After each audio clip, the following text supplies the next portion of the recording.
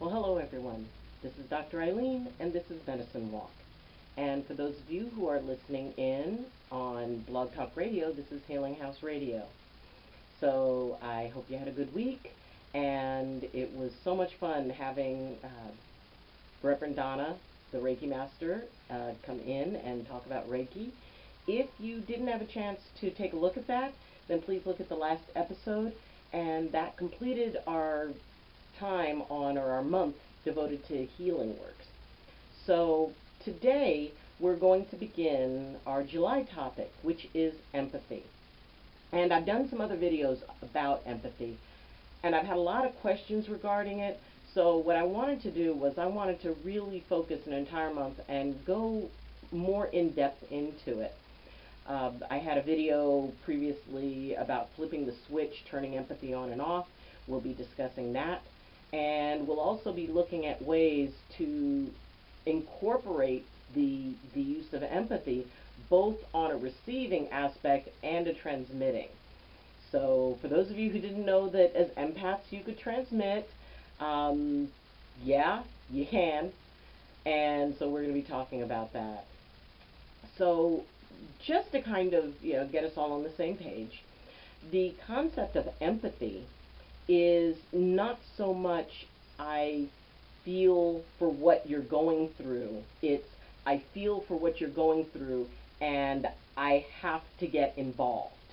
And that's the main thing. It's that getting involved piece where people often have difficulty and often find challenges because, it's always good to want to help out people.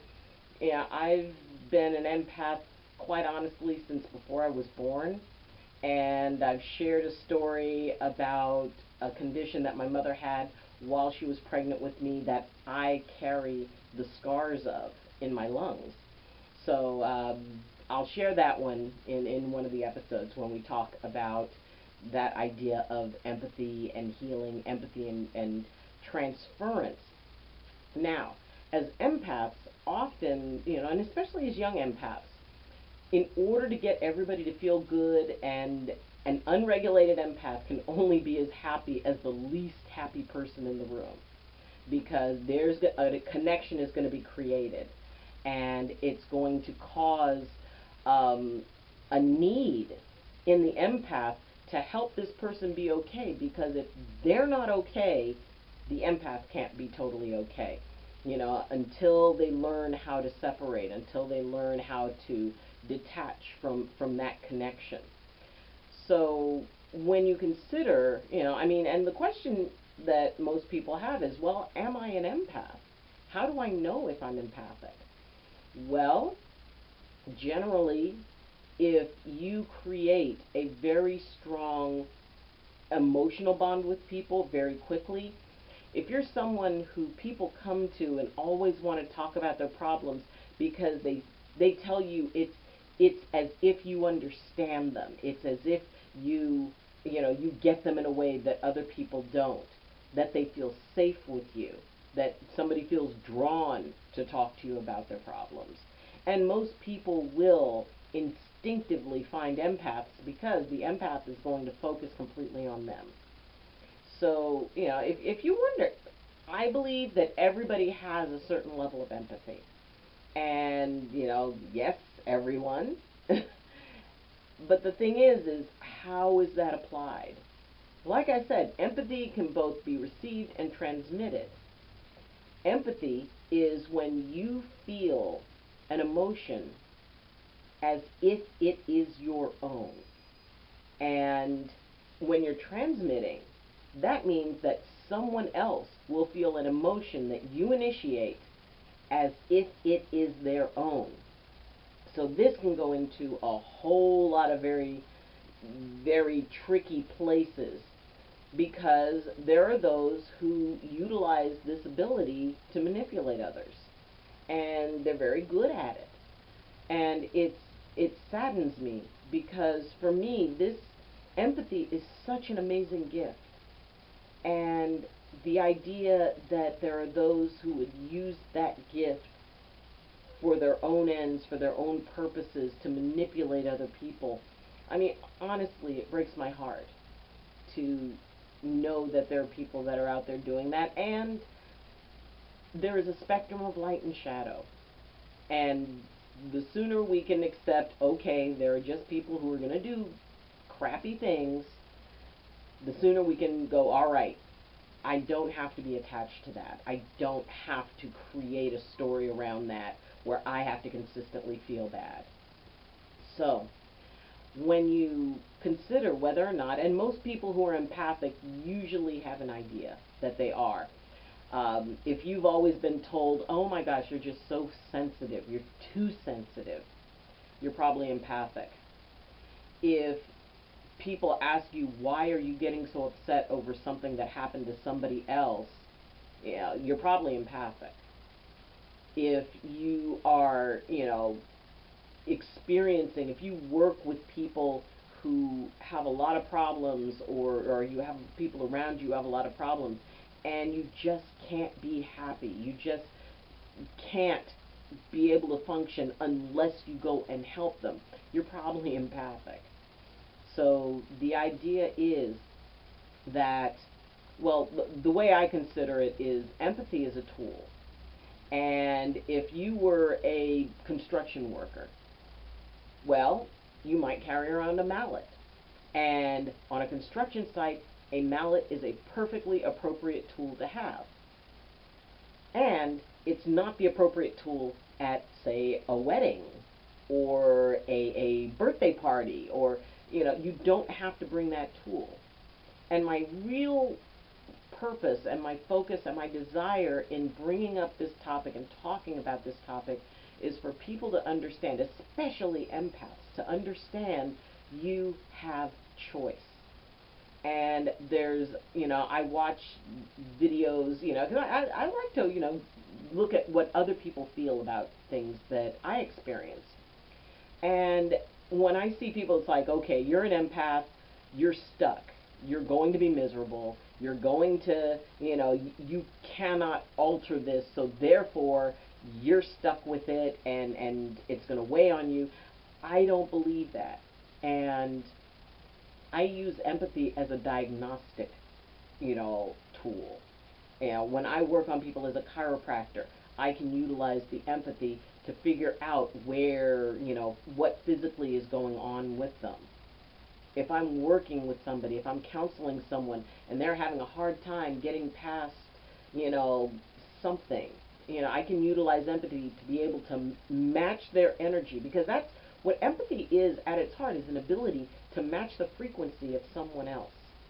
And once you figure out that you can match that frequency, and it doesn't have to be a person, it can be matching, you can have empathy with a tree, you can have empathy with a stone, you can have empathy with an animal, anything. The possibilities are almost quite literally endless. And in fact, one of the things that I'm going to be teaching about how to turn it off, and what is that experience of turning it off. We are going to go into detail on that. So by the time this month is over, you guys will all have an opportunity to understand what it feels like. And at first it feels weird. At first it's very disorienting. But the more you practice it, and the more you realize that the first question in any situation is, do I need empathy at all? Will sympathy work? Will compassion be enough? Do I actually have to feel it at this level? And, the answer to that may be yes, maybe no. It depends on what your situation is. If the answer is no, that, you know what? I can be compassionate, I can be sympathetic, I don't have to feel this personally. And once you realize that, then you can say, okay, we'll just shut it off for a while. I don't need that here. And you have so many gifts. You have so many other gifts that, don't think that empathy is all you have, because that's not true. You have other gifts. It's just maybe the empathy, because it affects you so much. Maybe that's something that is one of the dominant gifts, but you've got lots of other gifts. You've got lots of other tools and potential tools for your toolkit. So don't feel that, well, if I don't use empathy, I don't have anything, which, no, you've got other stuff, and we'll be talking about that. So, let's say, yeah, empathy is something that I need to use right now for whatever reason. Maybe you're working with a healing work. Maybe, you're just really helping somebody who's going through something hard. And sometimes people can be very resistant to, letting down their barriers and letting down their guard. And empathy can be used beautifully as a gentle way to help somebody see that they can trust you, to help them feel safe. So, let's say you want, no, this is a time when I would need to use empathy. Do you need empathy at level 10? Or do you just need empathy at level 1? Do you just need like a little nudge to figure, oh, that's what's going on with them. That's why they feel like nobody really understands them. And then back off. And then, you can shut it off because you found out what you need to find out. It's not about using it to control anybody. I will never, ever teach about controlling people because, to me, that's like totally wrong. Are there empaths who can, manipulate people? Yes. Are those techniques, possible to learn? Yes. And nobody's going to ever learn them from me. Do I know how to do that? Yes. I will say that I do. And that is a choice. And that is a very, very, very serious choice. You can use empathy to help someone feel safe. You cannot use it to take away someone's free will. Or shall we say, you should never utilize empathy to take away someone's free will. And, I've known people who, would try to use empathy to get someone they like to like them back. And it's, to me, that's a gray zone that is not a good one to go into. Whenever you go into any work, and whether it's empathy, whether it's, energetic works, whatever, if you're going into it with the idea that you want something to serve you, that starts going into very, very tricky, energetic sort of areas. And it's just best not to. If somebody likes you, great. If they're not that into you, great. And as we look at this, and as we look at what it means to be an empath, as we look at really what it means to experience emotion on a physical level, because it is a physical level that you experience it on. It's much more than just, oh, well, that was interesting. Emotional pain becomes physical pain. And, joy and love become these overwhelming physical experiences. And yes, you can, as I said, these are not limited to people. And I have had some of the most amazing experiences by working empathy with things like, trees. And I mean like those big ancient sequoias and the ancient oaks and, and the redwoods. When you can go into a place surrounded by that level of nature and you bring up your empathy and just let it go out, that is an amazing, amazing experience when you're able to do that. Most of the time, empathy does go with, like from one person to another and that interaction. Now, if you have a pet or if you have an animal that you're working with, empathy can be used to help calm an animal. And I've done it. I've had that experience where an animal is frightened and you just gently bring yourself, quiet space, and you create the connection, because it is about matching frequencies. It is about creating a connection where there's a certain point where you're not quite sure where you end and that person begins. And there's definite light and shadow to that.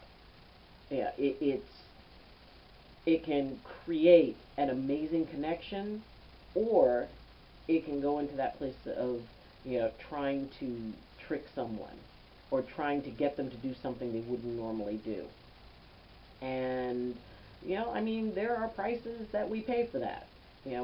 I do not recommend playing in that playground at all. And for those of you who do, hey, good luck.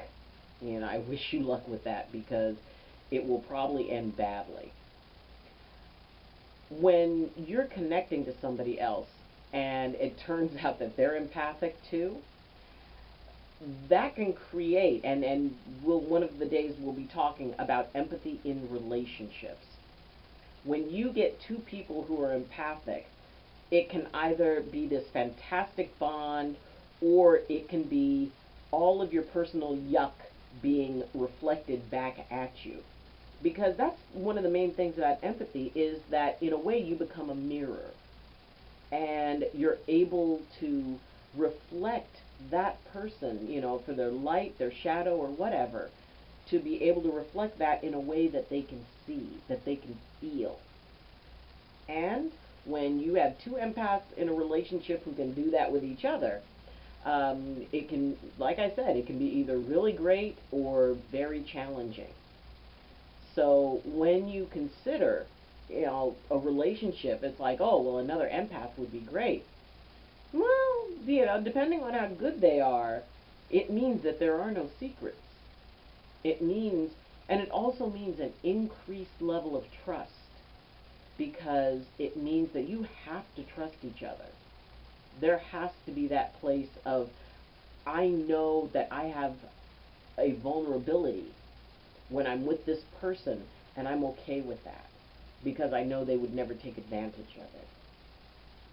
So as we look at empathy and how we manage our relationships with it, it really is a very interesting paradigm, because it sort of sets you apart in a way. And often people who have particular gifts, whether it's, clairvoyance, clairaudience, empathy, whatever it is, they often feel isolated from other people. And when they find someone who understands what that feels like, it can be a very powerful bond between you, because you know that that person understands, that they get it.